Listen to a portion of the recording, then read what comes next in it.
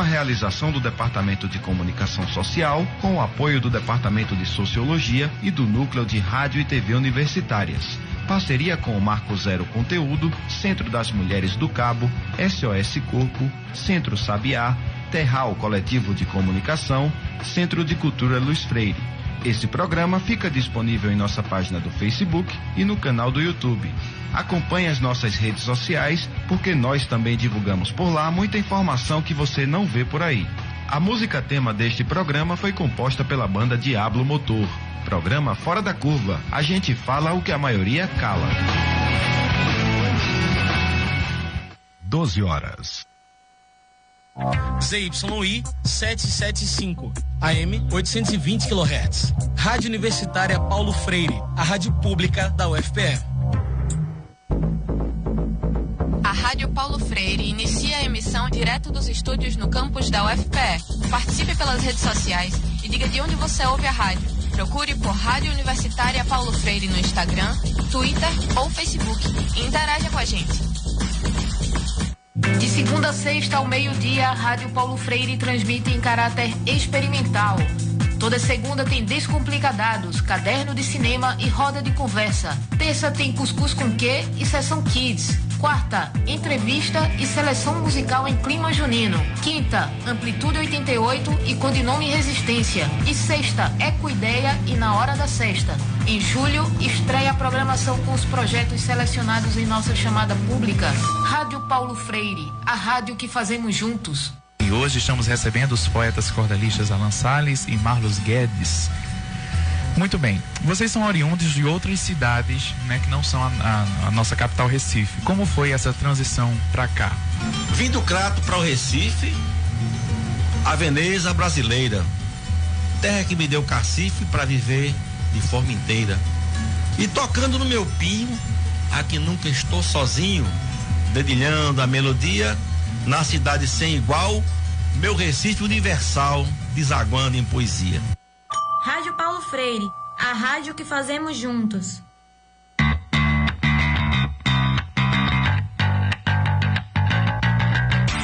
A Rádio Paulo Freire apresenta Descomplicadados.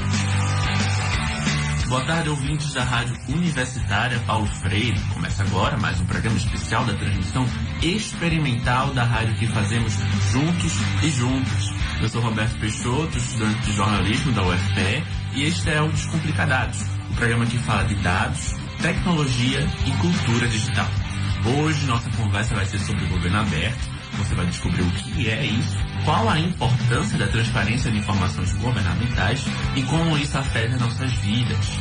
Antes, eu gostaria de lembrar que você pode nos acompanhar tanto pelo Universitário 820 AM, como também pela nossa transmissão ao vivo no Facebook. Basta acessar facebook.com/Rádio Universitária Paulo Freire. Bem, aqui no Descomplicadados já falamos de transparência de informações, dados abertos e de como a tecnologia não só pode, como deve nos auxiliar para a busca dos mais diversos fatos públicos. Está escrito em lei. Mais especificamente, a Lei de Acesso à Informação, que completou 7 anos na última semana de maio de 2019. Esse é um documento legal que assegura a todos os brasileiros o poder da informação. E desde 2012, com a criação da Lei de Acesso à Informação, a LAI, qualquer pessoa pode solicitar qualquer informação aos estados e municípios, aos poderes executivo, legislativo e judiciário do nosso país. Desde que, claro, a publicação desses dados não ameaça a segurança da sociedade ou do Estado. E o acesso a essas informações é muito útil porque, ao garantir a divulgação desses conteúdos, a sociedade civil pode propor inúmeras políticas de aperfeiçoamento da gestão de nossas cidades, estados e do nosso país. Mas, para que isso ocorra, é preciso que a administração desses lugares siga os princípios do governo aberto, ou seja, os nossos representantes, desde os vereadores até os presidentes, precisam construir compromissos que assegurem não só a transparência das informações sobre as atividades do governo, como também a participação da população na busca por uma gestão mais efetiva, mais aberta. Por isso, hoje a gente conversa com Felipe Silva. Felipe é mestre em Ciências Contábeis pela UFPE, auditor especialista em compliance e anticorrupção, professor universitário e controlador-geral do município de São Lourenço da Mata. Boa tarde, Felipe, seja bem-vindo ao Descomplicadades. Boa tarde, Roberto. Então, para começar nossa conversa, explica pra gente o que é, na prática, um governo aberto. Bem, um governo aberto é aquele governo que promove a participação social. A nossa Constituição Cidadã, ela já estabelece o controle social. E a Lei de Acesso à Informação, a Lei 12.527 de 2011, ela busca estimular a participação social por meio da disponibilização de informações, de dados que a priori devem ser públicos, como execução de despesa, execução do orçamento, previsão de arrecadação, aplicação em programas e serviços públicos, bem como também salários de servidores. Então, são informações que estimulam uma maior participação social em busca de uma gestão mais efetiva. Certo. E a gente tem algumas informações aqui que um governo ele é considerado aberto quando busca alcançar 4 objetivos fundamentais. São eles: primeiramente, aumentar a disponibilidade de informações sobre atividades governamentais. Segundo, apoiar a participação social. Terceiro, implementar os padrões mais altos de integridade profissional na administração. E, por último, ampliar o acesso a novas tecnologias para fins de abertura e prestação de contas. Isso é o que determina a iniciativa internacional Parceria para o Governo Aberto. Felipe, como a gente pode traduzir esses princípios na prática? Esses princípios eles são basilares para a garantia da participação social. Uma grande crítica que nós fazemos à própria Lei de Acesso à Informação é que ela não esclarece como isso deve chegar até o cidadão. O que nós já temos na prática é um fiel cumprimento da legislação e disponibilização de dados. Mas a crítica que fica é como o cidadão, lá na ponta, ele pode digerir essas informações que são disponibilizadas. Como o cidadão pode e deve participar mais dessa gestão por meio desses dados disponibilizados. Então, hoje, nós temos os órgãos de controle externos, tribunais de contas e demais órgãos como o Ministério Público, que monitoram o fiel cumprimento da legislação. Mas a efetividade da participação social ao consumir essas informações disponibilizadas é algo que é um grande desafio que ainda fica, que nós precisamos trabalhar arduamente para poder sensibilizar também a sociedade nesse envolvimento dessas informações. Porque, como você está falando, é algo muito difícil, né? Você conseguir essas informações, assim, na teoria seria algo fácil. Mas quando a gente vê na prática, conseguir uma informação via da lei de acesso à informação é um processo complicado, mesmo para jornalistas que têm mais experiência, mas a gente sabe que a lei de acesso à informação é para todo mundo, né? Mesmo assim, a gente tem esse problema da questão da acessibilidade dessas informações, né? Perfeito. Hoje, a forma em que é disponibilizado, né, esses dados para um governo aberto, ela não é de fácil compreensão da sociedade. Vou lhe dar um exemplo. Nós sabemos que todo órgão público precisa de material de expediente, por exemplo. Então, como é que a gente pode acompanhar, mensurar, compreender se determinado órgão executou essa aquisição, essa compra, ou ainda se aplicou corretamente tal despesa? Nós temos acompanhado uma necessidade muito grande dos órgãos públicos de enxugar a máquina, né? Só que com um diálogo do fazer mais com menos. E, por outro lado, a gente vê uma necessidade muito grande de investimentos em educação, em saúde, em segurança. Então, será que nós estamos, de fato, monitorando, acompanhando o real emprego desses recursos? Então, existe disponibilização, sim, da execução financeira dos estados, dos municípios e da própria União. Mas a efetividade, a exemplo, por meio de indicadores, né, de resultado, de desempenho, porque o lucro no serviço social é o bem-estar da população. O que nós temos, de fato, é reclamações, né, denúncias, um mal-estar por parte do cidadão de serviços básicos que não são atendidos ainda de forma efetiva. Então, a disponibilização dessas informações, elas ainda não são de fácil compreensão para a sociedade. Certo, é verdade. E foi bom você tocar nesse ponto, porque além de não ser de fácil compreensão para a população, a gente sabe que, às vezes, na maioria das vezes, na verdade, esses dados não estão disponíveis ainda mais, né? Ainda tem essa problemática.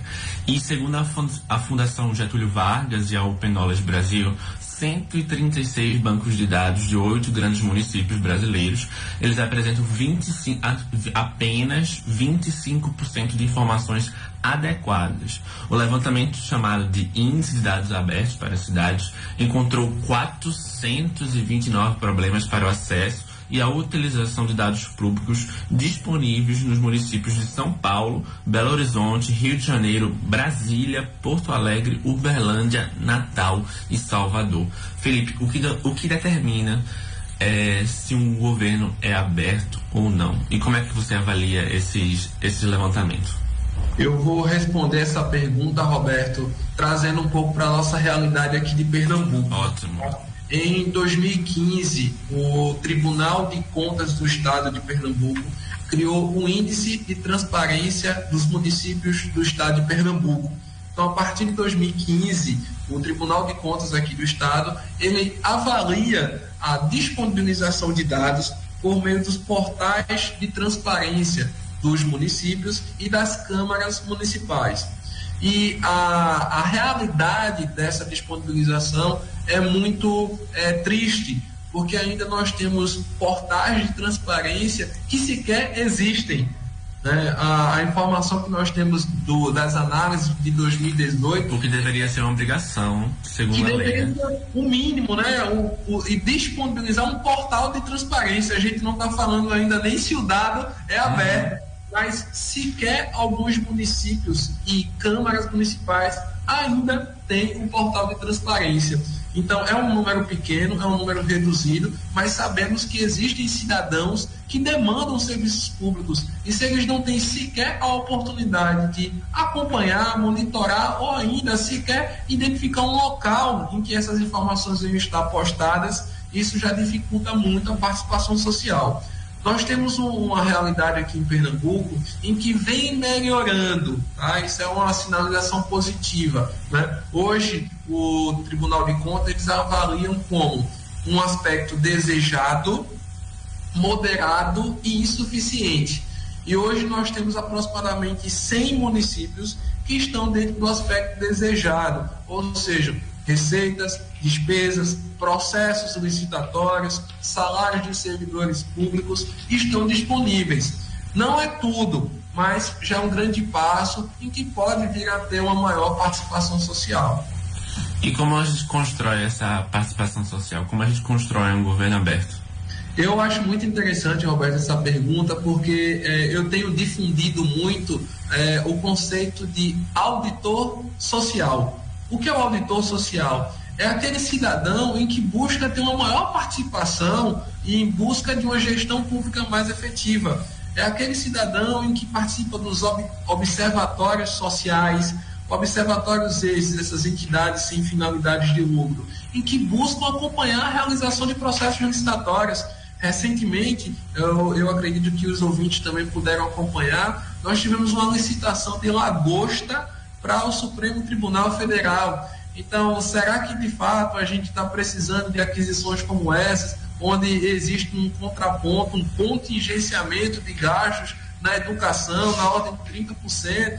Então, são esses trabalhos, essas ações de transparência, de disponibilização de atos da gestão pública e que promove essa participação do auditor social. Auditor social este que é garantido pela nossa Constituição Federal, que promove essa participação do cidadão no acompanhamento, monitoramento dos recursos públicos.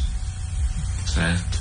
A gente vai ter que fazer uma breve pausa na nossa conversa. Já voltamos aqui na Rádio Paulo Freire, a rádio que fazemos juntos.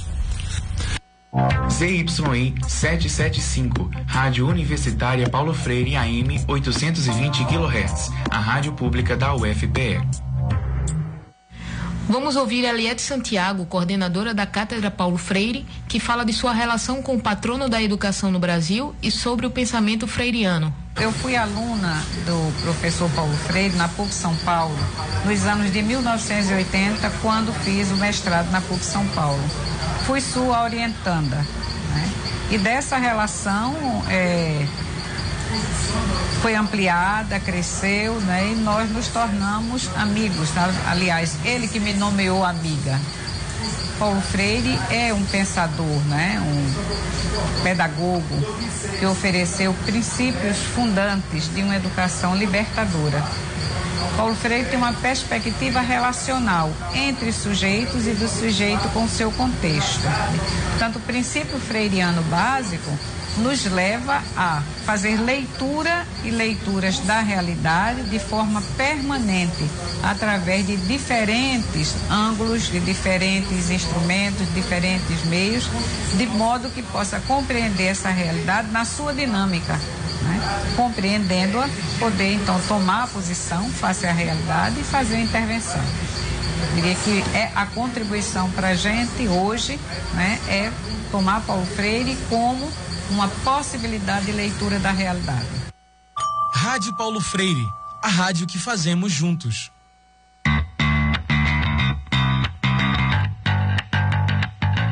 Estamos de volta aqui na 820 AM com o programa Descomplicadados. O professor Felipe Silva continua conversando com a gente nesse segundo bloco sobre governo aberto.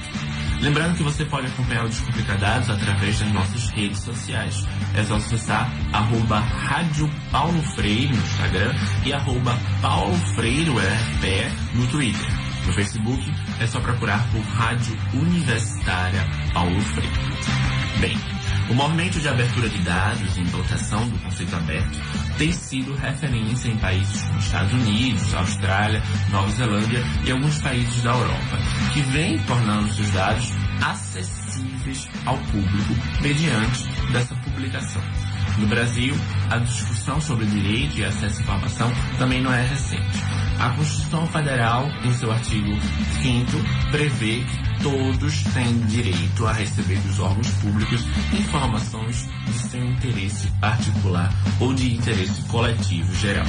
E a lei número 12.527, de novembro de 2011, que regulamenta o direito de acesso à informação, foi outro marco importante para a transparência no país. Felipe, como é que você avalia essas legislações? Elas vêm funcionando efetivamente? Eu acredito que foi um grande passo dado, Roberto. Era necessário que nós tivéssemos um arcabouço regulatório aqui no Brasil. Isso é histórico, né? Embora nós temos alguns exemplos de alguns municípios que já têm avançado bastante na disponibilização de dados, mas era necessário nós termos um marco regulatório, né, que ele veio com a 12.527, em que estabeleceu o acesso à informação e que regulamentou isso no âmbito nacional, tá? Então, o primeiro ponto interessante é que nós já tínhamos lá no artigo 10, né, da referida lei, o qual estabelece e regulamenta o pedido de acesso à informação, o qual estabelece também prazos para o fiel cumprimento do órgão público ao disponibilizar informações solicitadas pelo cidadão. Então, como você bem colocou, informações quando não coloque em risco a segurança pública e que não se trate de informações sigilosas para a segurança nacional, o órgão público ele tem a obrigação de disponibilizar essa informação. Informações essa que é importante a gente ressaltar, todo mundo tem acesso, não é?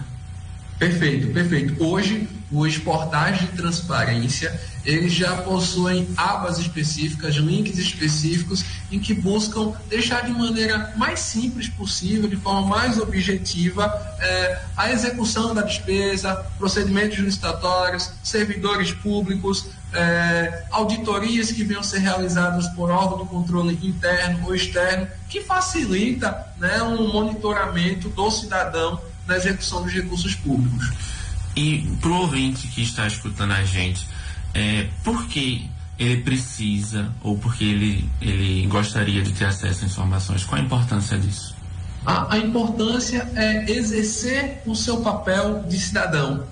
Por muitas vezes, o cidadão ele possui até um pleito legítimo, mas ele não sabe como solicitar isso do órgão público, ou ele também não consegue fundamentar aquele pedido ou aquela queixa, pois ele não tem as informações de maneira objetiva e clara para poder fundamentar aquela solicitação. Então, por meio dos portais de transparências regulamentados pela Lei de Acesso à Informação, é possível com que o cidadão ele monitore os equipamentos públicos da área de educação, da área de saúde, de assistência social, que verifique o quantitativo de servidores. Uma das queixas que nós mais temos é com relação à disponibilização de serviços da área de saúde. Então, pelo portal da transparência, é possível o cidadão solicitar os médicos que atuam em determinado posto de saúde, informações georreferenciadas de obras, de equipamentos públicos, que facilita para o cidadão, para saber se aqueles serviços que deveriam estar sendo ofertados, né, se está existindo execução de despesa, se a arrecadação está condizente com o que o gestor público previu. Então, são dados que facilitam o exercício da cidadania. Certo. Juntamente com a Lei de Acesso à Informação, em setembro de 2011, a Parceria para o Governo Aberto, a OGP, na sigla do inglês, lançou o primeiro plano de ação nacional do governo aberto no Brasil. Fora esse, foram lançados mais 3 planos de ação na última década. Professor, esses planos de ação têm funcionado? Como a Controladoria Geral da União tem feito a fiscalização e o monitoramento? A Controladoria Geral da União, ela criou em 2016 a Escala Brasil Transparente. E por meio desse indicador, os municípios que desejam ser avaliados para o seu nível de transparência e de disponibilização de dados, existe um checklist, o qual, com base na Lei de Acesso à Informação, a CGU mensura, avalia essa disponibilização de informações. E nós temos um dado bem interessante. Em 2018, foram avaliados aqui em Pernambuco 100 municípios, ou seja, dos 184, 100 municípios, né, buscaram esse convênio junto à CGU para que fossem avaliados, e hoje aqui o nosso município de São Lourenço da Mata encontra-se entre os 10 municípios mais transparentes do estado de Pernambuco. Isso é muito bom porque nós percebemos de imediato, Roberto, uma melhoria sensível ainda, mas que com a participação do cidadão, eles conseguem apresentar possíveis sugestões, melhorias de como determinados serviços públicos que ainda não estão funcionando devidamente poderiam ser melhorados. Lembrando que a realidade do nosso município aqui é de 120 mil habitantes. Então, é um município de uma extensão territorial muito grande e que, de fato, fica difícil para o gestor público acompanhar e monitorar todo e qualquer equipamento público. Mas o cidadão, que é quem demanda, que é o cliente desse serviço público, ele, ao acompanhar um serviço que não está sendo prestado adequadamente, ele pode sim demandar. E um outro ponto interessante também pela CGU é a criação da plataforma EOV. E por meio dessa plataforma EOV, que é gratuita e todo e qualquer cidadão pode acessar, seja por um computador ou até mesmo pelo celular, ele pode solicitar informações, realizar reclamações, elogios, e isso auxilia também a gestão na melhoria dos serviços públicos. Como é o nome da plataforma novamente? EOV. EOV. Certo. A gente tem outro dado aqui, que na primeira semana de maio de 2019, o governo federal anunciou o bloqueio de 87% do orçamento previsto para a realização do censo, que o IBGE realiza a cada 10 anos. Dos 240 milhões autorizados para investimento na pesquisa este ano, 210 milhões foram congelados. Mesmo assim, a presidente do IBGE, Suzana Cordeiro, afirmou que o corte não atingirá a realização do censo de 2020. Entretanto, o Ministério da Economia já sugeriu que a pesquisa fosse até mesmo simplificada, com menos perguntas, para a diminuição dos custos de sua realização. Felipe, como é que você avalia isso? Qual a relação do censo com o governo aberto? Ela com certeza impactará diretamente na gestão dos municípios. Por quê? Só trazendo um pouco mais uma vez para a realidade de Pernambuco, Roberto, nós tivemos há 4 anos um surto aqui da microcefalia. E o que é que está acontecendo na realidade dos equipamentos da área de educação? Essas crianças que há 4 anos, né, nasceram com essa síndrome, elas passaram a demandar os equipamentos de educação, o serviço de educação. Então, hoje os municípios estão lá na ponta precisando ter um profissional exclusivo para uma atenção especial para esses cidadãos que demandam um serviço de educação. E isso tem um custo. Mas, sem haver um censo em que possa apontar essa nova realidade dos serviços públicos, qual é o contingente populacional de cada município, onde aquele posto de saúde deve ser deslocado, ou a criação de um novo, porque nós sabemos que para cada equipamento público você tem um custo operacional. E quando a gente não conhece a nossa realidade, como é que a gente pode gerir e dimensionar a melhor aplicação dos recursos? Então, sem conhecer, eu não tenho como fazer gestão. Então, é uma decisão, né, que eu acredito que ela não venha trazer os reflexos de êxito para uma sociedade brasileira que busca, né, uma maior eficiência da gestão. A gente vem buscando quebrar alguns paradigmas, né, com os 7 anos da Lei de Acesso à Informação. Hoje, né, nós estamos precisando apresentar uma carta de serviços públicos a serem apresentados aos cidadãos do município.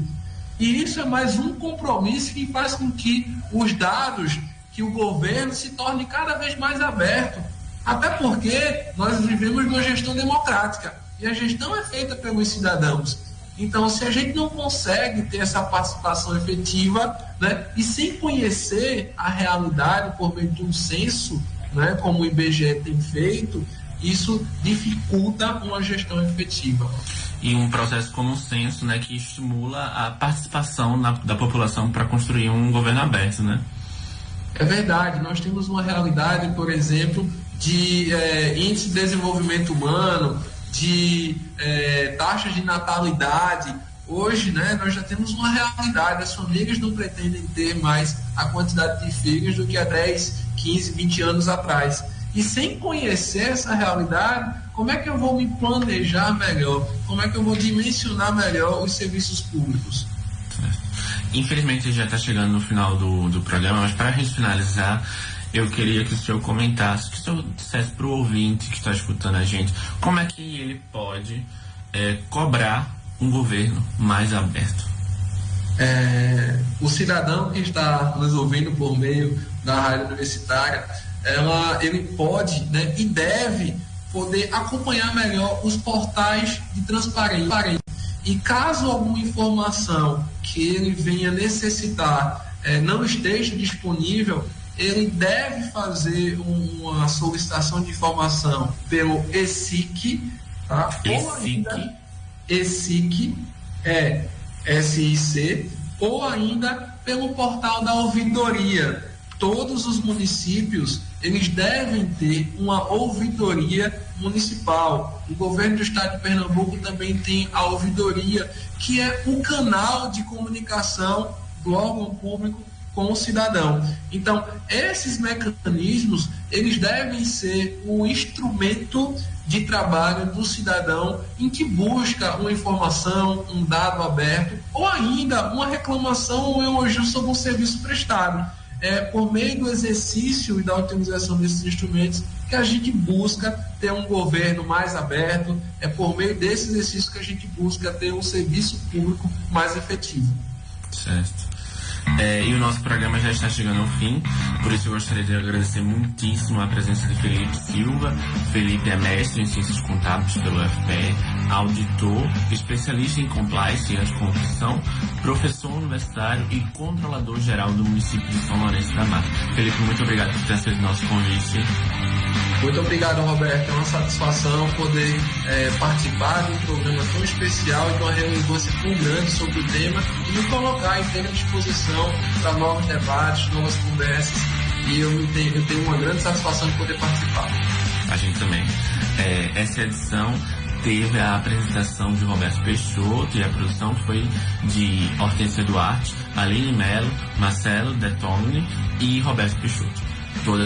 Toda essa nossa equipe é formada por estudantes de comunicação da UFPE.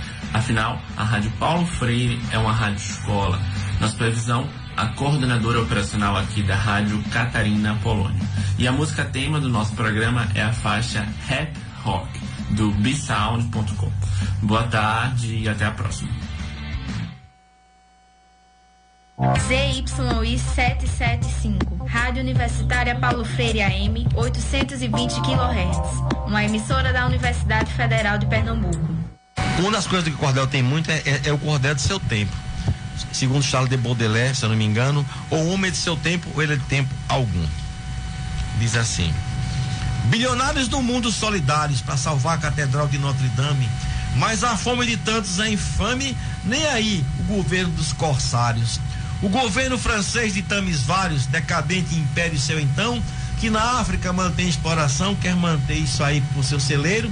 Para salvar Notre Dame, tem dinheiro. Moçambique e Haiti, nenhum tostão. Catedral, muitos anos de história, o orgulho que tem nação francesa. Haiti, falta pão em tanta mesa, pobretão pro poder é só escória. Seu Macron, nesta sua oratória, arrumou grana para reconstrução e o rico mandou euro e milhão. E pro resto do mundo nem um cheiro. Para salvar Notre Dame tem dinheiro. Moçambique e Haiti, nenhum tostão. Haiti hoje é terra devastada, multidões de famintos a vagar. Moçambique também neste penar, e lhes dão de ajuda quase nada. Para salvar a catedral aburguesada, botar grana na roda de montão. Nada dão pra negona e pro negão, pois no fundo tem alma de negreiro. Para salvar Notre Dame tem dinheiro. Moçambique e Haiti, nenhum tostão. Rádio Paulo Freire, a rádio que fazemos juntos.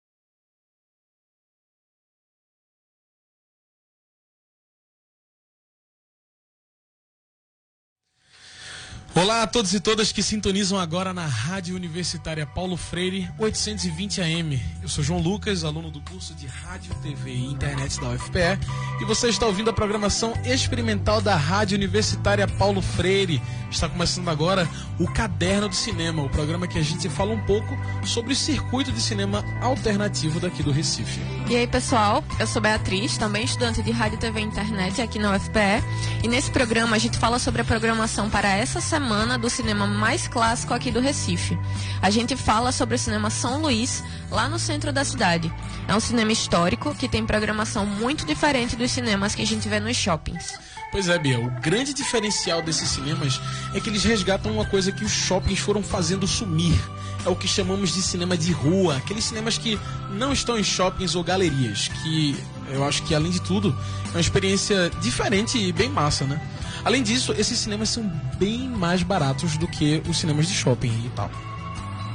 E galera, a gente lembra que também estamos com transmissão ao vivo lá no nosso Facebook, o facebook.com/Rádio Universitária Paulo Freire UFPE. Então se quiser deixar algum recado pra gente, alguma mensagem, quiser perguntar alguma coisa ou até mesmo indicar um filme pra gente, muito obrigado, faça isso, passa lá e nos segue. Além do Facebook, a gente também tem o nosso canal no YouTube, que é para onde vão todas as nossas programações experimentais, inclusive esses nossos cadernos de cinema. Caso você tenha perdido alguma coisa, é só passar lá e pesquisar. Rádio Universitária Paulo Freire. Se inscreve no canal, dá like, compartilha com os amigos, etc.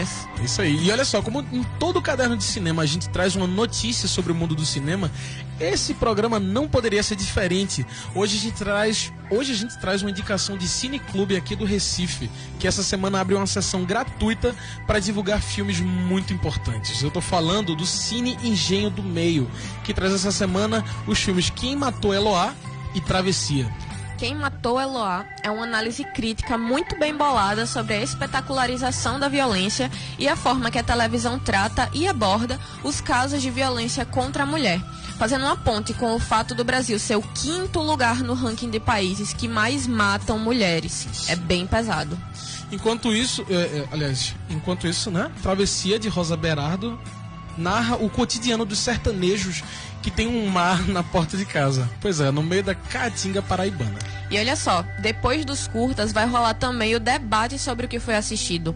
E aquela troca de experiências muito massa que sempre rola em cineclubes e cinedebates. Se você quiser participar, anota aí as informações. Amanhã, dia 11, às 18 horas no SIS, o Serviço Integrado de Saúde, que fica na Avenida Lindolfo Collor, número 65, no Engenho do Meio. Vai lá.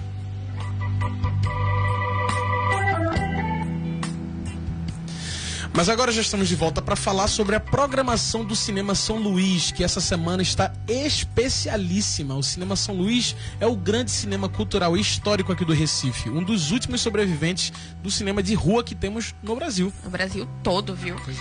Para quem ainda não conhece ou não sabe muito do espaço de lá, o Cinema São Luís foi inaugurado em 1952 e só em 2008 foi tombado como monumento histórico pelo governo do estado de Pernambuco. É um cinema muito lindo por dentro e sua marca autoral são os vitrais coloridos que ficam dos lados da tela, que acendem quando as luzes se apagam. Uma obra artística uma obra da artista plástica Aurora de Lima. É lindo. O Cinema São Luís também abriga alguns dos nossos grandes circuitos cinematográficos do Recife, como o CinePE, o Festival de Curtas de Pernambuco e o Janela de Cinema, muito bons inclusive. Ele se localiza na Rua da Aurora, Boa Vista, no edifício Duarte Coelho. Ele abre de terça até domingo e os preços dos ingressos são R$10 a inteira e 5 a meia entrada. E às terças tem promoção de 6 a inteira e R$3 a meia. Pois é, mas essa semana é uma semana especial. Essa semana a programação é diferente porque a gente recebe o festival Varilux de cinema francês. Oui, oui.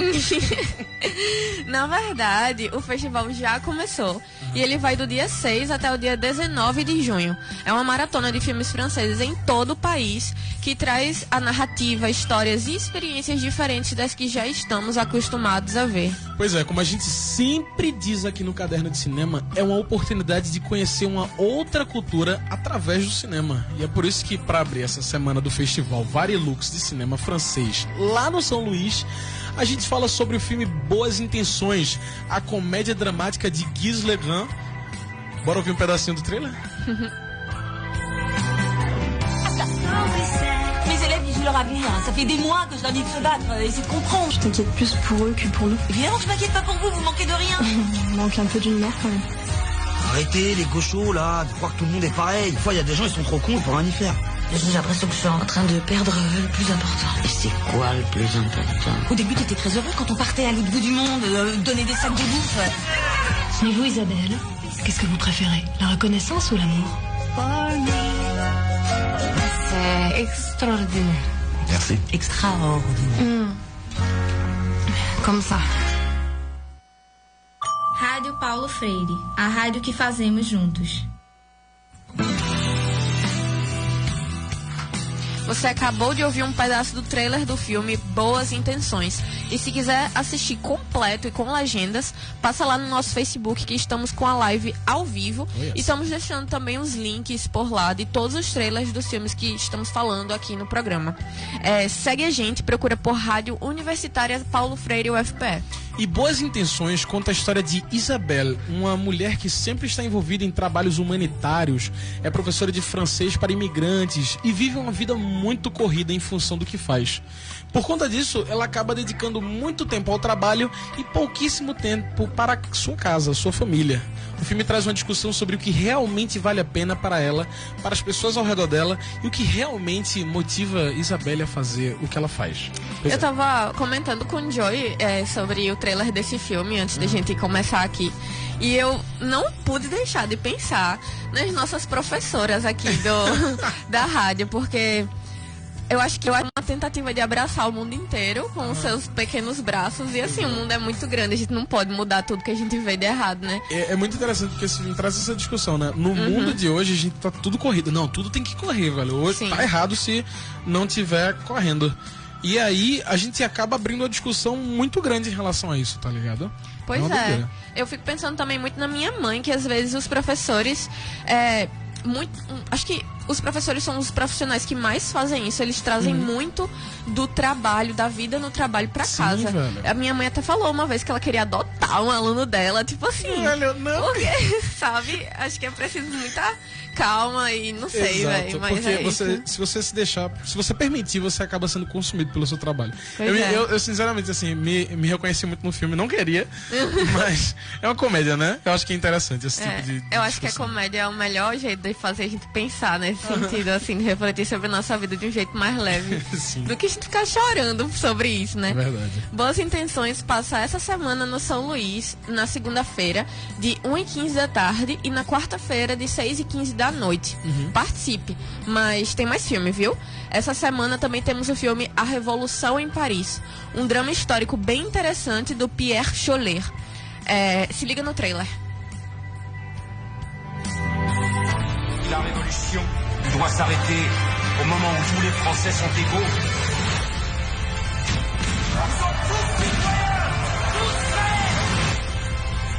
Combattre pour se défendre, ce n'est pas un crime. Une heure de la vie d'un homme libre vaut mieux que 100 ans de la vie d'un esclave.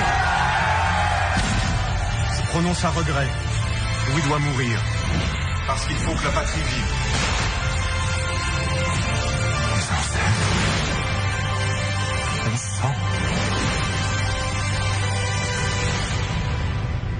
Ne me laissez pas.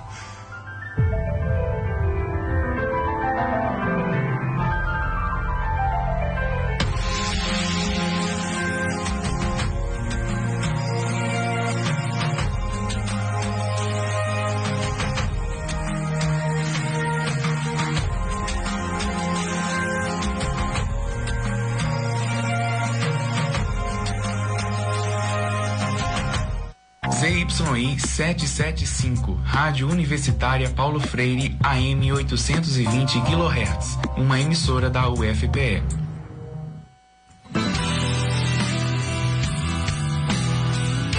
Você ouviu o trailer de A Revolução em Paris, e o link pro trailer legendado está ou estará, que eu esqueci de colocar, foi mal, em nosso Facebook. É só procurar por Rádio Universitária Paulo Freire UFPE, oui? E se liga na sinopse de A Revolução em Paris. Em 1789, sob o reinado de Luís XIV, o povo francês se rebela contra a monarquia e exige uma transformação na sociedade nos princípios de liberdade, igualdade e fraternidade. A Revolução em Paris cruza os destinos de homens e de mulheres comuns com figuras históricas. No coração da história, há o destino do rei e o surgimento da república. Esse é o drama histórico do Pierre Cholet. Eu gostei bastante. Eu amo filme histórico, tá ligado? Eu amo um filme que traz acho que Game of Thrones, na verdade, revolucionou muito a produção de coisas, tá ligado? Tipo, mais antigas. Eu acho que agora filmes têm uma produção, assim, belezinha, tá ligado? Eu gostei muito. E é um filme histórico que, tipo, é uma história que se repete muito. A gente fala sobre a Revolução Francesa, a gente fala sobre isso tudo. Acho que é legal ver isso num filme atualizado. E essa revolução continua sendo uma coisa que a gente tem que voltar para, porque foi uma revolução da sociedade, sabe? Das pessoas mais pobres, da maior parte da população, por um poder que deveria ter sido deles desde sempre e ainda deve ser.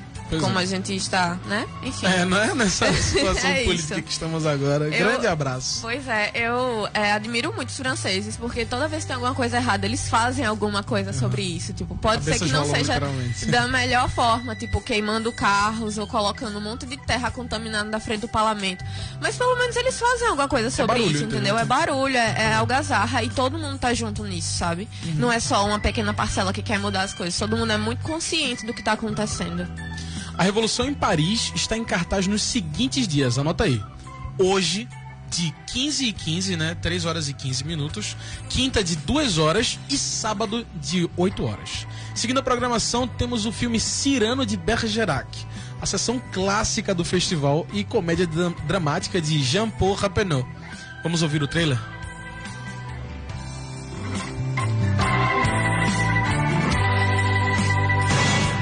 J'aime, mais c'est forcé. La plus belle qui soit. Je m'exalte, j'oublie, et j'aperçois soudain l'ombre de mon profil sur le mur du jardin.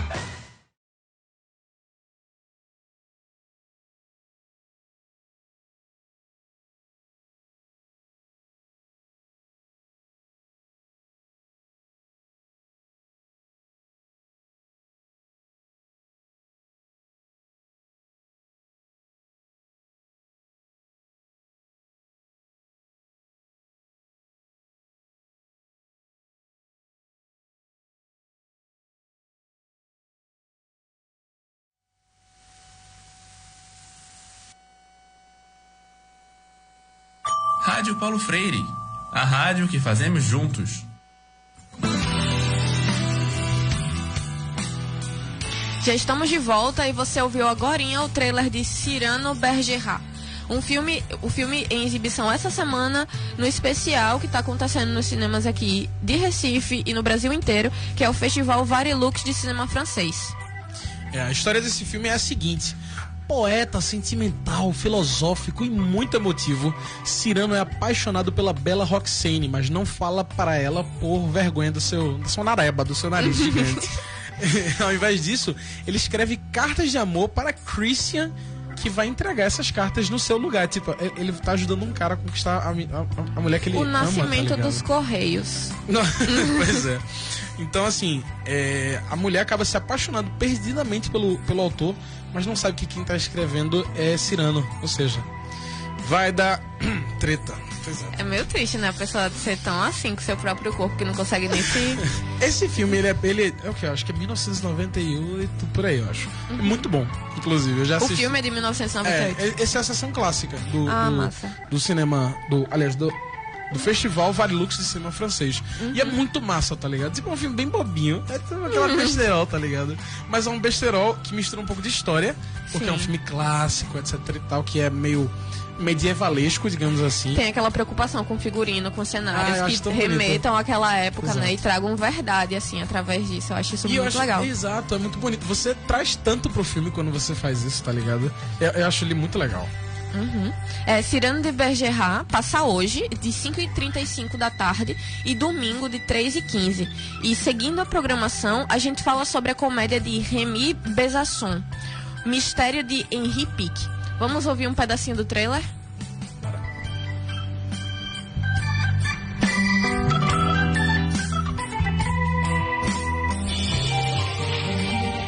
Regardez, Henri Pic a emporté son secret dans la tombe. Acceptez-le.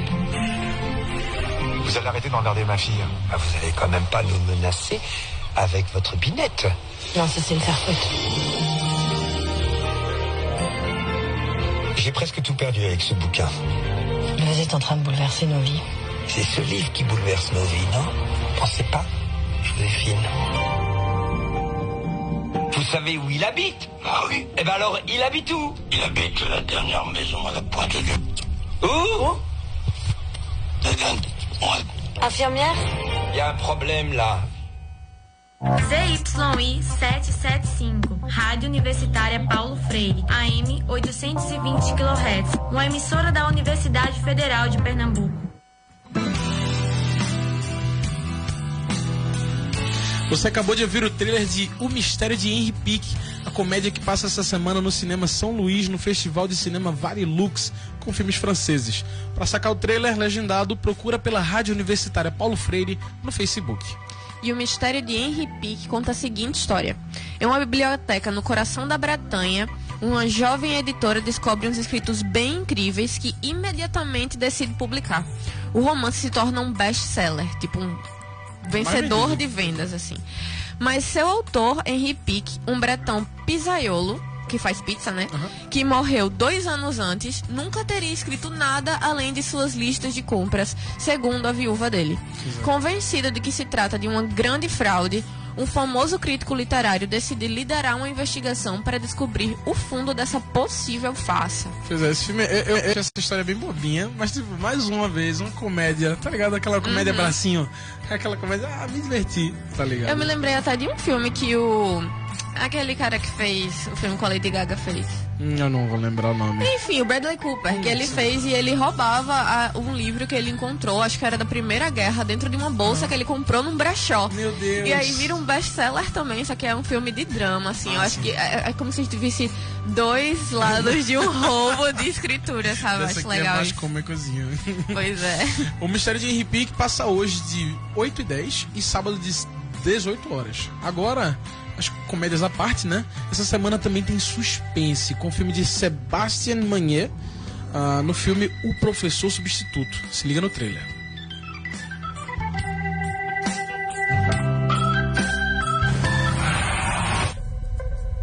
Il y a déjà eu des problèmes? Ils ont toujours été très proches, très solidaires même. C'est des ados, c'est tout, il faut que tu comprennes ça. Ils aiment bien tester leurs limites. Qu'est-ce que vous préparez? Vous voulez vraiment qu'il se passe quelque chose dans votre vie? C'est pour combler un vide? C'est fini vos conneries là!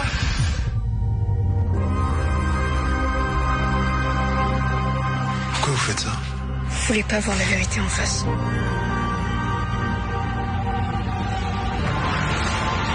êtes tous cinglés ici.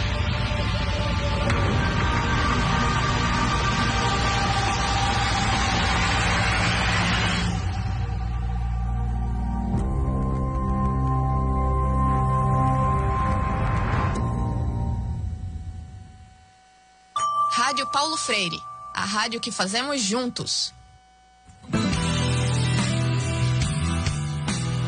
Esse foi o trailer de O Professor Substituto, que você encontra legendado na nossa live do Facebook. O filme conta a seguinte história. Um professor de um colégio famoso se joga da janela enquanto todos os seus alunos observaram assustados. Aliás, todos não, porque 6 deles não demonstram sentimento algum, como se nada tivesse acontecido. Pierre, o professor substituto que chega no lugar desse, né, que foi pela janela, rapidamente nota esse comportamento estranho desse grupo de 6 alunos, que são muito inteligentes e admirados por todos os professores, mas eles são esquisitos, né? Pierre vai atrás de descobrir o segredo desses jovens e o motivo dessas ações misteriosas. Eu achei esse filme meio creepy. Não vou mentir, não. É um suspense assim que eu fiquei meio suspenso, entendeu? Deu um medinho, mas eu achei legal.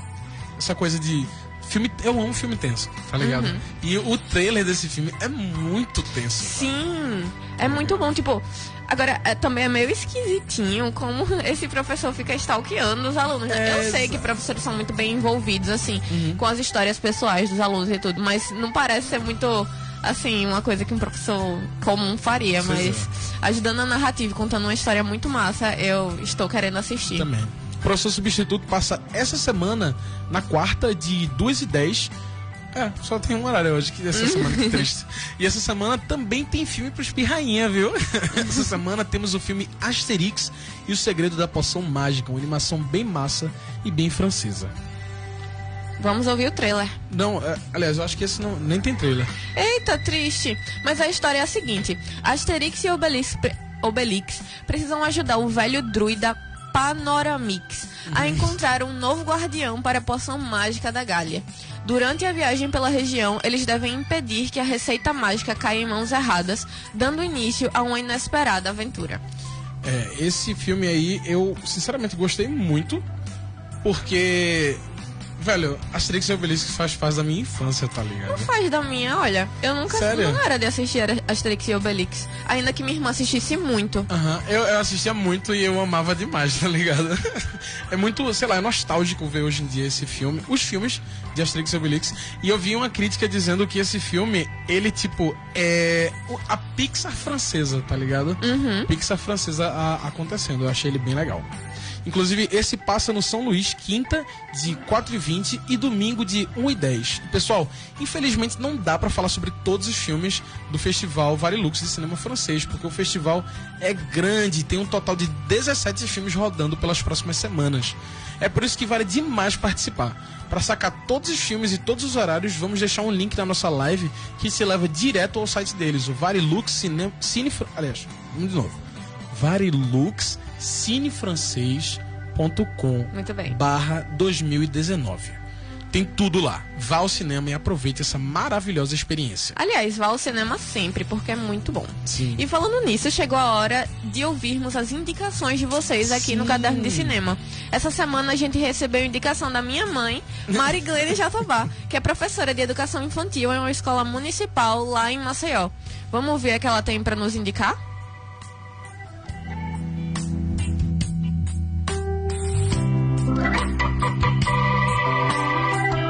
Um filme que marcou muito para mim, profissionalmente e até pessoalmente, foi o filme Escritores da Liberdade, né? Ele relata muito assim o poder do professor, a ação do professor na vida de jovens, de adolescentes, de crianças, que muitas vezes tem a escola como único meio de perceber o mundo, de ter a sua mente, de ampliar o seu pensamento. Né? E no filme Escritores da Liberdade relata muito assim, a questão da vida do professor, né? Que muitas vezes ele precisa colocar do seu bolso para ter uma aula um pouco mais digna, mais decente, mais criativa, e também de como o aluno vê essa ação do professor, né? Como interfere na vida do aluno esse fazer do professor e como o professor pode atingir a vida desse aluno com suas práticas, com suas ideias. Eu gostei muito desse filme. Esse filme marcou muito, né? É uma cena especial que a Eva fala para a professora, o que é que acontece aqui que muda na minha vida. Essa cena, para mim, é uma cena muito importante e que mexeu muito comigo quando eu assisti ele pela primeira vez, porque eu sempre... Aí, isso me veio no meu. O que é que eu faço enquanto professora que atinge a vida desses meus alunos, né? Sejam eles de que idade for. Muito massa essa indicação. Escritores da Liberdade, para nenhuma surpresa de Bia. Pois é, ela sempre fala desse filme. Eu já perguntei a ela, querendo que ela me desse essa resposta, mas eu sabia que ela desse essa resposta. Mas é uma indicação muito importante no tempo atual de tantos retrocessos em nossa educação. Inclusive, a gente lembra que essa semana tem mais protesto, tem mais luta. Essa semana, dia 14, tem greve geral contra a reforma da Previdência, pauta que se une, né, aos movimentos estudantis para ir às ruas e lutar pelos nossos direitos. Corretos sempre. Os direitos são nossos, viu? Participe, é seu também. Vá pra rua e lute por esses direitos que são seus. Dia 14, marca aí. Assiste um filminho primeiro. Assiste Escritores da Liberdade. Olha aí, e vai pra rua. E vai pra rua. Obrigada, viu, manhã, por mandar essa indicação pra gente. E eu e ela vamos juntas pra a manifestação que vai ter lá em Maceió, né? Excelente. E, pessoal, chegou a hora de acender as luzes e guardar o que sobrou da pipoca, porque o Caderno de Cinema tá acabando. A gente agradece a vocês que nos ouviram até aqui e seguimos com a programação experimental da Rádio Paulo Freire, agora com Roda de Conversa. Esse programa foi produzido por mim, João Lucas, e com a minha locução de Beatriz Jatobá, estudante de comunicação da UFPE. Nos trabalhos técnicos foi Laís Soares, e com supervisão de Catarina Polônio, e nas redes sociais também Laís Soares e Soraya Bevenuto. A música tema do programa é Hear the Noise, de John Daly and the 41 Players. Tchau e até o próximo Caderno de Cinema.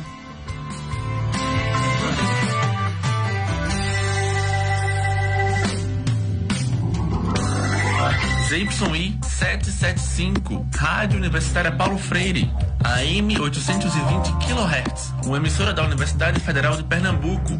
Paulo André Araújo, dirigente do Movimento Nacional de Luta à Moradia, aqui em Pernambuco. E como é o seu papel, Paulo, desse movimento de luta? Olha, o nosso papel é, na verdade, de identificar, de ser o diabinho ali naquelas comunidades, naquelas pessoas que vivem em situação precária. Então, nosso papel é ajudar essas pessoas a acessarem esse direito à moradia. Então, na verdade, a gente é uma ponte, né, nesse verdadeiro fosso que tem das famílias pobres e carentes com o poder público. Então, a gente tem um programa, né, o Minha Casa Minha Vida, que tem sido considerado a nível mundial um dos programas mais importantes. Atendeu mais de 3 milhões de famílias no Brasil. A gente não vê esse programa sendo priorizado. E ele tanto teria um caráter social de atender a moradia, mas sobretudo também de aquecer a economia, porque ele mexe com a cadeia produtiva da construção civil. Rádio Paulo Freire, a rádio que fazemos juntos.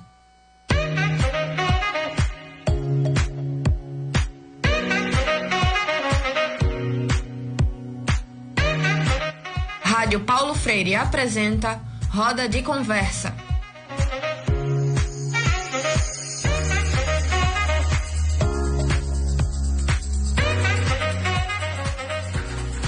Boa tarde a todos e todas que ouvem a Rádio Paulo Freire 820 AM. Meu nome é Bia Jatobá, eu sou estudante do 6º período de Rádio, TV e Internet da UFPE e eu sou a mediadora do Roda de Conversa. Hoje a gente vai falar sobre a pesquisa da professora e mestre em educação Tainá Leal Simas. A pesquisa se chama Gravidez na Adolescência e Escola, Memória, Educação e Saúde. É um projeto aqui da UFPE. Estão comigo Joy e Tainá, que é a realizadora da pesquisa. Pessoal, se apresenta pra gente, por favor. Oi, boa tarde. Meu nome é Tainá, sou professora há 10 anos e defendi na quarta-feira passada o meu projeto de pesquisa lá no mestrado. E estou muito feliz por esse convite e poder compartilhar um pouco com vocês a experiência de ser professora e de ter feito essa pesquisa. Nossa, eu sou Joe, eu tô aqui mais como ouvinte mesmo, como ouvinte presente no microfone. Pronto, se você que está ouvindo a gente quiser participar da nossa conversa de hoje, as redes sociais estão aí. É só procurar por Rádio Universitária Paulo Freire UFPE no Twitter, no Instagram e também no Facebook, que é onde está a nossa live. Agora, a gente vai conversar sobre essa pesquisa incrível da Tainá. Para começar o programa de hoje, Tainá, o que é a sua pesquisa? Bom, vamos lá. Depois que eu tive meu filho e eu retornei da licença maternidade, eu pedi o horário da noite, porque para mim era mais fácil passar a manhã cuidando do meu filho e à noite trabalhar. E quando eu cheguei na EJA, né, que tinha no horário da noite, eu identifiquei que tinham algumas alunas que estavam passando pela mesma situação. Precisavam ficar com seus filhos pela manhã e iam estudar à noite. Aí, isso me inquietou, porque durante a minha gravidez, eu participei do movimento do parto humanizado aqui, porque eu queria um parto normal. E comecei com essa inquietação e a pesquisa meio que nasceu um ano antes, realmente, de eu fazer o mestrado, a partir dessa experiência na sala de aula, tanto da minha situação como trabalhadora e mãe, percebendo também as dificuldades das minhas alunas na EJA, que eram mães e estudantes na escola. Mas sobre a tua pesquisa, assim, em si, o que a tua pesquisa fala? Então, a pesquisa fala sobre as dificuldades, né, das alunas enquanto mães, como é que se dá essa vivência. A gente aplicou um questionário online em alguns grupos cuja temática era maternidade. E a gente obteve 126 respostas do Brasil, de mulheres do Brasil todo. No caso, esse questionário foi aplicado para mulheres adultas que durante a sua adolescência foram mães e estavam estudando. E aí elas compartilharam com a gente, a partir desse questionário, quais foram as dificuldades, o que foi que elas estudaram, porque a gente também tentou conectar a questão da educação em saúde, porque faz um pouco mais de 20 anos, né, que os parâmetros curriculares nacionais, que são os documentos que norteiam, né, que vieram norteando a educação, ele tem com eles os temas transversais. Quais são alguns exemplos de temas transversais? Orientação sexual, saúde, pluralidade cultural, ética.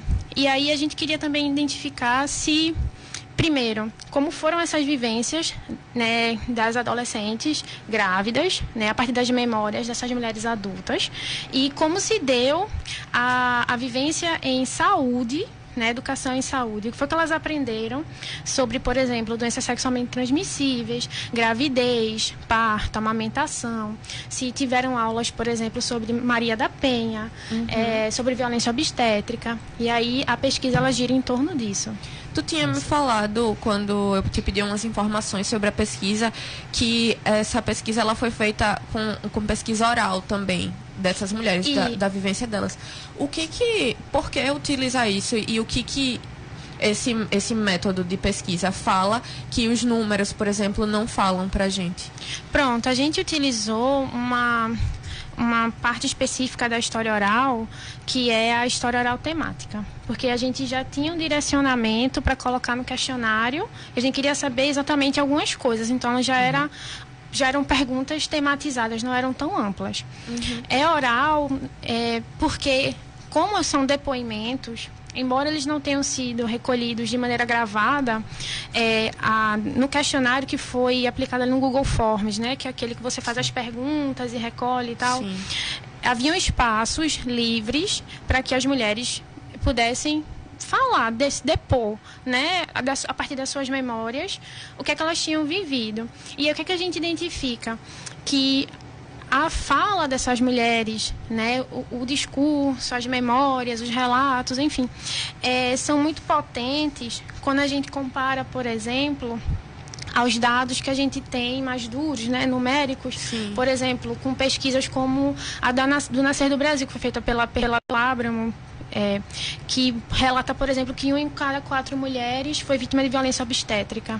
E aí, nesses 126 depoimentos, né, que a gente coletou a partir do questionário online, a gente viu que poucos foram os desfechos, por exemplo, positivos em relação a parto, pré-parto. Muitas disseram, por exemplo, que durante o pré-natal eram muito desrespeitadas pelas pessoas, né, dos profissionais de saúde. Tem algumas histórias assim muito pesadas. E aí, quando era para eu ter defendido mais cedo, era para eu ter defendido... Acontece. Né? Aí eu pedi prorrogação.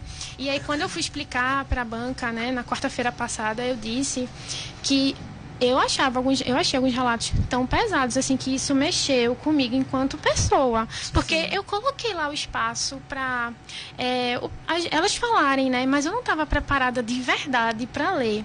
Teve uma história, assim, que acho que foi a que mais me marcou, que uma depoente falou que ela tinha 13 anos quando ela engravidou de um rapaz de 30. Meu Deus do céu. E ela foi expulsa de casa, expulsa da escola, que teve que ir pro sinal pedir esmola. Minha gente, grávida pedindo esmola com 13 anos de um cara de 30. Ou seja, ela foi estuprada, né? Exatamente. Em menos de 14 anos é estupro, né? Meu Deus. Então, assim, esses e outros relatos, assim, foram... Mexe muito, né, com quem a pessoa... Sim. Com quem a pessoa vai ser a partir daquilo ali, né? Total. Eu lembro quando eu fui para uma palestra da Daniela Arbex, que escreveu Holocausto Brasileiro. Pesadíssimo. Outro livro sobre a Boate Kiss também. E assim, isso mexeu com ela de uma forma que ela ganhou peso. Ela começou... Eu ganhei peso. Ela inclusive... Ela era mãe. Ela é mãe. Eu sou mãe também. Ela estava ainda amamentando e ela teve problemas de amamentação com o filho por causa dessas pesquisas. Sim. É uma coisa que mexe muito. Agora, todas essas alunas eram do EJA? Não, as respondentes eram de modalidades diversas. Tinha do ensino regular, tinha do EJA, enfim, eram de modalidades diferentes. Mistura. Isso. E tinha, assim, foi só do ensino público ou também do privado? Teve dos dois. E tinha muita diferença entre os dois? Em relação aos relatos, não. Por exemplo, de professor tá saltando gracinha porque engravidou, não tinha diferença, não senti essa diferença, não percebi. Na verdade, o que eu identifiquei, assim, que foi muito preponderante para as meninas, eu acho que teria um desfecho muito melhor, é, na verdade, o apoio familiar. Entendeu? Por exemplo, teve um relato que a menina falou assim, que alguém na escola falou alguma besteira e a família foi lá e disse, fique na sua, que a gente está resolvendo. Entendeu? E aí, ela disse que isso foi preponderante para que ela conseguisse concluir o ensino médio, fazer até acesso à educação superior. E aí, esse eu acho que é um fator assim, muito importante, né? A família se impõe e, como é que se diz, e exige o respeito, articula com a escola, conselho tutelar. Entendi. Qual foi o curso que tu teve que apresentar essa pesquisa? O teu curso, né, no caso? Do mestrado. Foi no mestrado em educação, lá no Centro de Educação da Universidade Federal de Pernambuco. Tu pode falar um pouco o nome do tema, aliás, o nome da tese, da pesquisa, da monografia, né? Não, da dissertação. Isso. Sim. Então, foi a gravidez na adolescência e escola, memórias e educação em saúde. A memória exatamente porque elas falam desse relato, né? Isso, porque foram mulheres adultas. Inclusive, teve uma mulher de 60 e poucos anos respondendo essa pesquisa. Caramba. E tem, assim, porque a gente sabe que são gerações muito diferentes, né? Provavelmente... Qual foi, assim, mais ou menos o alcance de idade que tu teve? A gente teve uma ponderância da faixa etária entre 19 e 25 anos. As demais foram menos, né? Mas, assim, eu não posso fechar uma opinião. Por exemplo, eu tive 1 ou 2 respostas cujas faixas etárias foram ali entre 50 a 60 anos, né? Aí eu não posso fazer uma comparação, porque eu não tenho um X grande nessa faixa etária, mas assim, as histórias de violência, de maus tratos, elas são semelhantes. Entendi. Né? Então, assim, mais ou menos não foi tanta coisa que mudou se a gente usasse elas como uma coisa geral, né? As histórias continuam se repetindo. A gente continua tendo uma escola que não consegue incluir a questão da maternidade. E aí, uma coisa que eu usei como referencial teórico foi o feminismo matricêntrico de uma pesquisadora lá do Canadá, chamada Andrea O'Reilly, que ela afirma, né, ela tem uma trajetória bem longa estudando a questão da maternidade quanto à opressão sistemática. E ela diz que a mulher, que ela é mãe, ela sofre duas opressões distintas, que é a de ser mulher, né, a questão de gênero, e por ser mãe.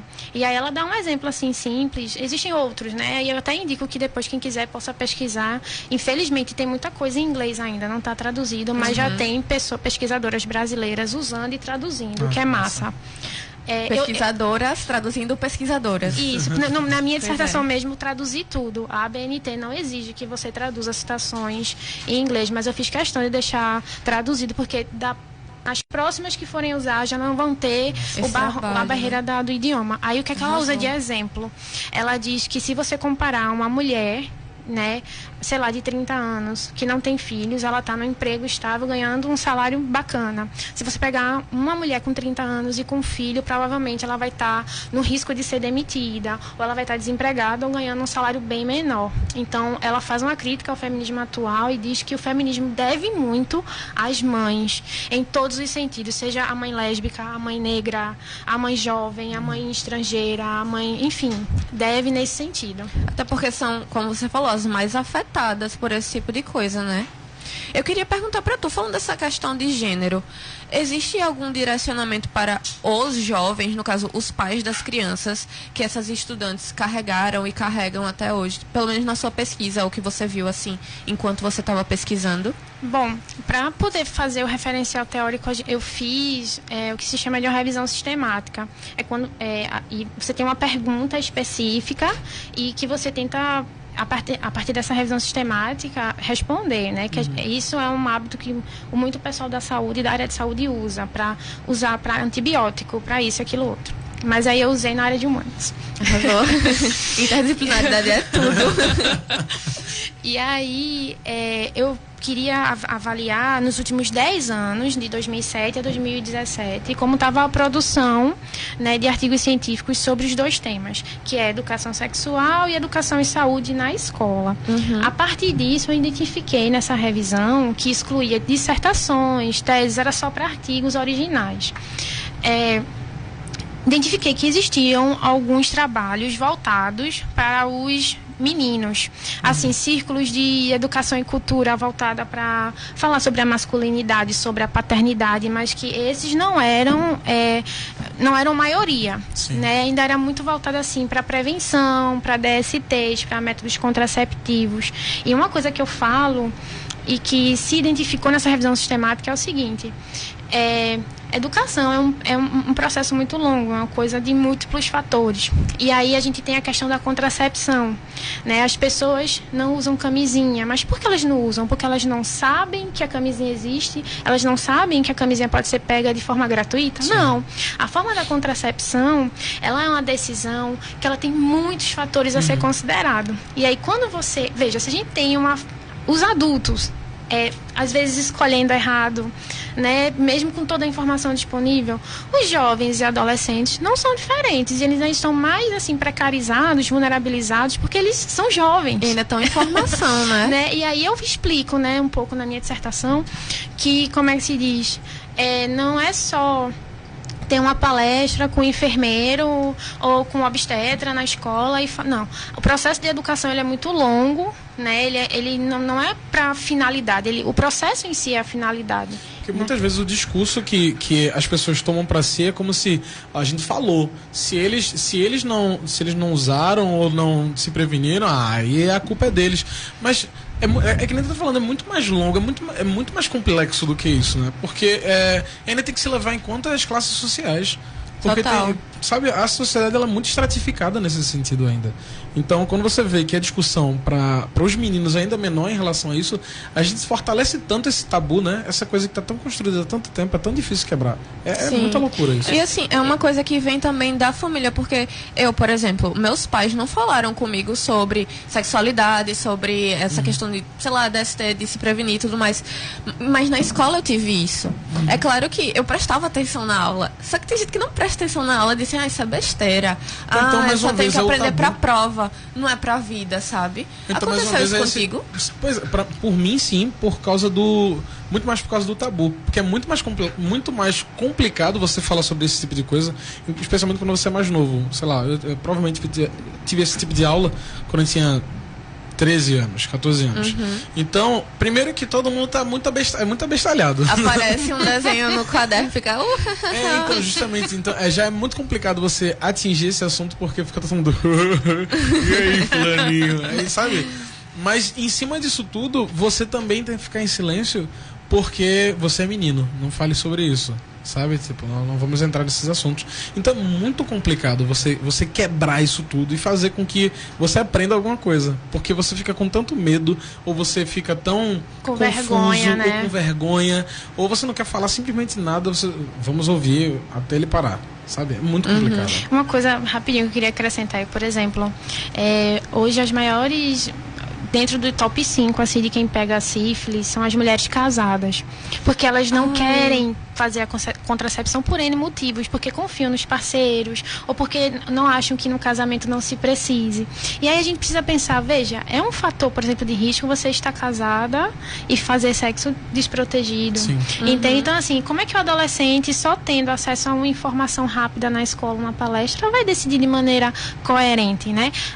A gente, a partir dessa pesquisa, né, eu já cheguei assim a alguma conclusão, que a gente precisa ter isso como disciplina, né, não só falar de saúde, mas também das questões de gênero inerentes, porque decidir não usar a camisinha dentro do casamento e pegar sífilis é uma questão de saúde e de gênero. Sim, né? total. Então, assim, esse trabalho ele foi muito nesse sentido, assim, para que eu não quis olhar com um olhar moralista, eu não quis fazer uma moralização da gravidez. Eu queria mostrar que é um fenômeno muito complexo e que a escola, a área da educação e a área de saúde precisam se juntar, inclusive com outras áreas também, para poder dar conta, né, tipo, não só de prevenir, mas também saber como lidar depois que a prevenção ela falha. Porque, me corrija se eu estiver errado, mas por muitas vezes parece até que a gente meio que tá ali como contenção de dano, sabe? Tipo, agora que aconteceu, o que fazer? E não sabe, esse processo de antes, ele é muito deixado de lado, de prevenir. É muito mais, agora que aconteceu, e aí, o que é que a gente faz? Sabe, a gente acaba fazendo tudo pela metade, porque ao invés de a gente proteger e cuidar dessas pessoas que já passaram por isso e aquelas pessoas que podem passar por isso, a gente se foca só numa etapa e fica repetindo essa mesma coisa. E assim, a gente sabe que é muito mais fácil você cuidar enquanto não aconteceu do que reparar o que já aconteceu, sabe? Exato. Eu queria até lembrar que, assim, muita gente acha que DST você só pega fazendo sexo, alguma coisa assim. Você também tem outras formas de se pegar DSTs e que a camisinha vai ajudar você a se manter protegido, mesmo que você contraia dessas outras formas, né? Sim. Então, eu acho que é super importante lembrar disso. Agora, sim, voltando a falar da tua pesquisa, o que tem sido gratificante nessa jornada toda, fazendo mestrado e pesquisando tudo, que são o quê? 2 anos, né? 2 anos. Especialmente porque a pesquisa tem uma ligação afetiva, né? Ela nasceu de uma situação tua. Caramba, eu acho que primeiro é devolver à sociedade aquilo, e não estou falando isso de boca para fora, porque eu fui aluna de escola pública, eu fui pró-unista, entendeu? Na minha graduação, na minha licenciatura, e com muita dificuldade a gente se prepara, faz a seleção, que é uma seleção grande, dura 6 meses lá no Centro de Educação, começa agora em julho, só sabe o resultado um pouquinho antes do Natal. Poxa! Ou é um presente, ou é um pedaço de carvão, né? E pra mim, assim, como professora, eu comecei a dar aula com 17 anos. Né? Fiz 28 agora, dia 9. E pra mim, assim, eu lembro das minhas alunas grávidas, das minhas ex-alunas. É como se eu dissesse assim, bom, não é porque você pariu que você tem que parar. Inclusive, isso é um coletivo. Nossa, né? Que massa. Isso é um coletivo. E depois pesquisem no Instagram. Parir não é parar, é muito legal.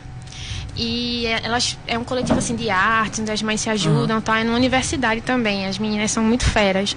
E eu acho que isso virou o mote da minha vida, assim, sabe? Parir não é parar, entendeu? Porque mães podem fazer coisas muito legais também. Inclusive, como elas fazem, sabe? Inclusive, como você falou, né? São as mães que movimentam muito o feminismo, né? Tipo, movimentam pra frente, pra conseguir mais coisas. Olha, pra quem quiser procurar, parir não é parar, não tem acento, é tudo junto. E aqui, coletiva de mulheres, mães e suas crias. Muito bom. Ah, muito bom.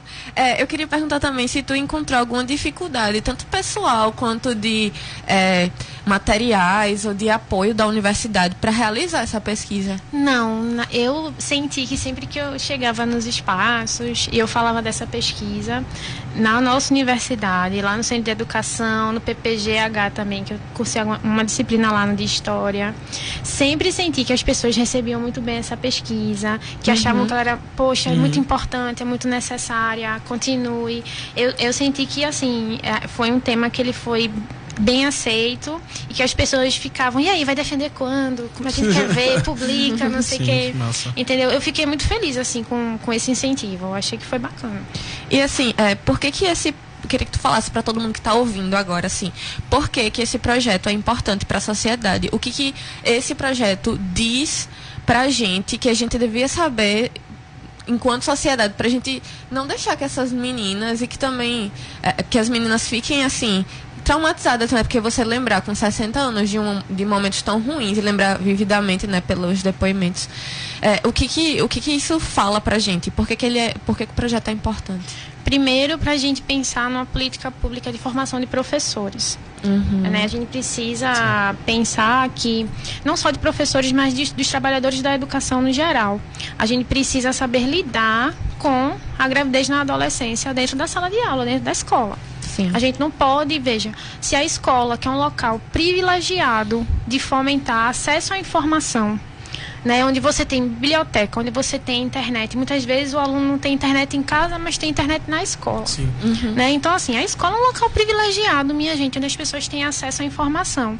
E aí você tem, por exemplo, um professor, um gestor, ou gestora, ou professora, enfim, sendo preconceituoso, você vai afastar aquela pessoa que precisa ter acesso à informação, estando grávida ou não, né? É um direito ter acesso à educação. Então, a primeira coisa que tem que pensar é na formação das pessoas que estão indo trabalhar em sala de aula e na escola no geral. Não é que você vai incentivar a gravidez na adolescência, mas você vai tratar a pessoa com humanidade, com respeito que ela merece, com dignidade. Totalmente. Entendeu? Se você pergunta a uma colega sua, e aí, como é que tá a gravidez? Você está se sentindo bem? Está precisando de alguma coisa? Você pode sim transpor essa preocupação, esse carinho, esse afeto para uma adolescente grávida que às vezes precisa muito, né, desse apoio para poder permanecer na escola. Porque é lá, por exemplo, que ela vai saber o que é um pré-natal, saber que ela precisa ir no PSF fazer o pré-natal. discutir questão do mundo do trabalho. E aí, o que é que você vai fazer depois da gravidez? Então, a primeira coisa, acho que é isso, a questão das pessoas que estão indo para a escola. Depois, promover um pensamento de ação intersetorial entre a área de educação e a área de saúde. Entendeu? Porque os profissionais que estão lá nos PSFs, nos hospitais, enfim, podem se articular com a escola para poder, inclusive, receber diretamente esses encaminhamentos de pré-natal, fazer as palestras, vice-versa, potencializar esse cuidado, porque é um segmento populacional que esteja com gravidez ou não, que merece uma atenção muito séria, tanto da área de educação quanto da área de saúde. Então, a minha pesquisa, ela tem, acho que a minha grande contribuição é isso, pensem o que vocês estão fazendo aí na escola, no ambiente da saúde também, para a gente poder não perder de vista essas meninas. Sim. Mais uma vez, é que nem se falasse, né? Tipo, não é incentivar o sexo das crianças na adolescência para ter um filho. Não é, tipo, não é isso que está acontecendo. É uma prevenção, é uma forma de proteger essas pessoas. Não é nem prevenção, é mesmo uma proteção.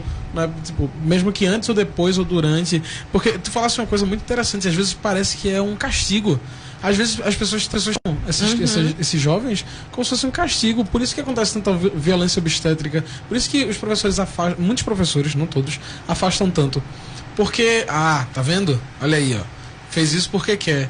Sabe? Não é assim, saca? Isso é muito importante. E assim, falando depois de tudo que a gente falou sobre a importância dessa pesquisa e tudo mais, e agora perguntando para você, enquanto integrante do Balbúrdia, por que é tão importante que as pessoas saibam das pesquisas, que as pessoas defendam a universidade e que as pessoas vão para a rua no dia 14 para defender a universidade, que é de todo mundo, porque conhecimento é poder, porque você saber das consequências do que acontece, assim, de ficar grávida, é poder também, porque você tem poder sobre o seu corpo. Então, fala aí, por que é importante a gente proteger esse lugar? Bom, tem um filósofo alemão chamado Nietzsche, que lá no livro que ele escreve, a autobiografia dele, o Esse Homo, ele diz assim, que quando uma pessoa fala mal de algo, dá a oportunidade para outra pessoa falar bem de algo. E aí eu acho que é esse o exercício que a gente tem que fazer. Né? Existem setores e pessoas, né, indivíduos, sujeitos que estão falando mal das nossas universidades públicas, né, do ensino público superior. Então, a gente está tendo um momento agora de falar bem e mostrar o que é que tem de bom aqui. Eu acho que é estratégico a gente ir realmente para as ruas e não só ser uma ação pontual. Eu acho que a gente tem que fazer isso permanentemente, né? A sociedade tem que ver o que é que a gente está pesquisando, o que é que a gente está batalhando aí para conseguir. Mostrar que isso tudo que a gente faz aqui dentro volta para eles. Exatamente, que é financiado por eles e que a gente Poxa, toda escola tem a sua balbúrdia. Quem nunca foi na escola na hora do intervalo e não viu? Eu sou professora há 10 anos, eu sei. Escola sem barulho não é escola. Não. Tem alguma coisa errada, né? Sai correndo. Então, a universidade ela é formada pela juventude que está entrando aí nos seus 19, 20 anos, mas também por professores que, para além dessa idade, ainda tem essa mentalidade jovem de buscar informação, de pesquisar, de fazer extensão. E isso, quem entra usufrui e quem está fora também usufrui. Né? E eu acho que a gente tem que manter essa ideia massa, entendeu? De ir para os espaços públicos, praças, terminais integrados e falar, sabe, assim, ter aquele bate-papo assim que isso é divulgação científica. Isso é entender o espaço da cidade todo como uma grande escola. Eu acho que isso é a mensagem principal. Ai, arrasou.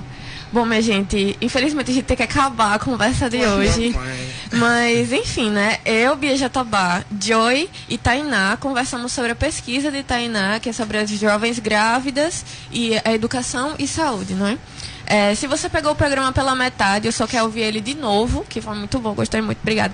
É só procurar por Rádio Universitária Paulo Freire UFPE lá no YouTube ou no Facebook. A gente também tem Twitter e Instagram com o mesmo nome, Rádio Universitária Paulo Freire UFPE. A produção do Roda de Conversa foi feita por mim, Beatriz Jatobá, e os trabalhos técnicos de hoje foram de Catarina Polônio e Laís Soares, com supervisão, né, de Catarina Polônio. As redes sociais foram administradas por Soraya Bevenuto e Laís Soares. A música que toca aqui no programa é do Ben Sound. E obrigada, Tainá, por ter estado aqui com a gente. Muito Eu que agradeço. Essa pesquisa. E obrigada por ouvir a gente. Até semana que vem. Tchau. ZYI 775, Rádio Universitária Paulo Freire, AM 820 kHz, a rádio pública da UFPE. Nesta terça, a Rádio Paulo Freire transmite Cuscuz com Quê e Sessão Kids, a partir de meio-dia. Sintonize a AM 820 kHz ou assista ao vivo na nossa página no Facebook.